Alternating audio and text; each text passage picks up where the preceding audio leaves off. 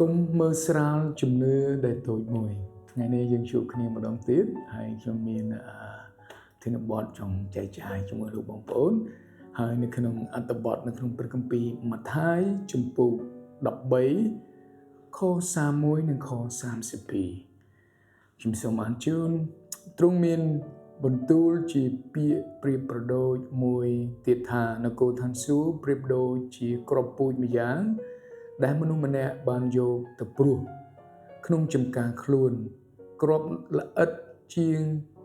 គ្រាប់នេះល្អិតជាងគ្រាប់ពូជទាំងអស់ពិតមែនតែកាលណាបានដុះឡើងនោះក៏ធំជាងទិន្នជាតិទាំងអស់ហើយក៏ត្រឡប់ជាដើមធំដ៏ម្លេះបានជាសត្វហើរលើអាកាសមកទុំនៅលើមេឃផងបងប្អូនធ្លាប់ឃើញគ្រាប់ពូជទូចមួយធ្លាប់ប៉ះដូចជាគ្រាប់ស្ពៃអីដែរបាទទូចគ្រាប់ពូជហើយថ្ងៃនេះព្រះយេស៊ូវចង់បង្រៀនយើងអំពីនគររបស់ផងព្រះហើយនឹងសេចក្តីជំនឿរបស់យើងតាមរយៈគ្រាប់ពូជទូចមួយហ្នឹងព្រះរបស់យើងមិនបានទតមើលទៅលើទំហំនៃការចាប់ផ្ដើមរបស់យើងនោះទេព្រះរបស់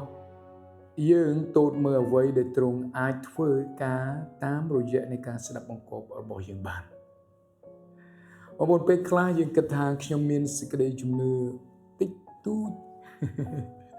អត់គ្រប់គ្រាន់ខ្ញុំអត់ទាន់មានសមត្ថភាពពេញលេញខ្ញុំអត់ទាន់មានខ្ញុំអត់ ready ខ្ញុំអត់ទាន់បានត្រៀមខ្ញុំទូចពេកហើយថ្ងៃនេះខ្ញុំចង់ឲ្យលោកបងប្អូនបានដឹងថាព្រះអង្គអត់តម្រូវឲ្យយើងមានគ្រាប់ពូជធំទើបចាប់ផ្ដើមទេព្រះអង្គ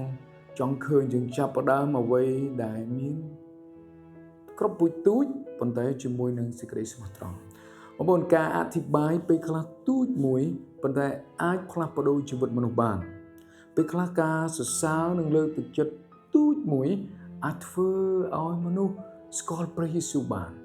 ការស្ដាប់បង្គាប់ទូចមួយពេលខ្លះបងប្អូនថ្ងៃនេះយើងស្ដាប់បង្គាប់ទូចមួយអាចคล้ายទៅជាកិច្ចការដ៏អស្ចារ្យនៅថ្ងៃស្អែកបានព្រះជាអ្នកធ្វើឲ្យគ្រាប់ពូជលូតលាស់បានភារកិច្ចរបស់យើងគ្រាន់តែសាបព្រោះដោយសេចក្តីជំនឿបងប្អូនថ្ងៃនេះខ្ញុំចង់ឲ្យបងប្អូនបានសួរខ្លួនឯងតើព្រះកំពុងហៅខ្ញុំឲ្យធ្វើការងារទូចអ្វីទី2តើខ្ញុំកំពុងរងចាំខ្ញុំមានសេចក្តីជំនឿឲ្យធំតិចខ្ញុំមានសមត្ថភាពគ្រប់គ្រាន់ទើបបម្រើព្រះអង្គកុំរងចាំអីសូមចាប់ផ្ដើមអ្វីដែលលោកបងប្អូនមាន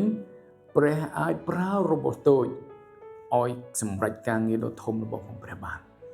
សូមព្រះប្រទានពរដល់អ្នកគ្នា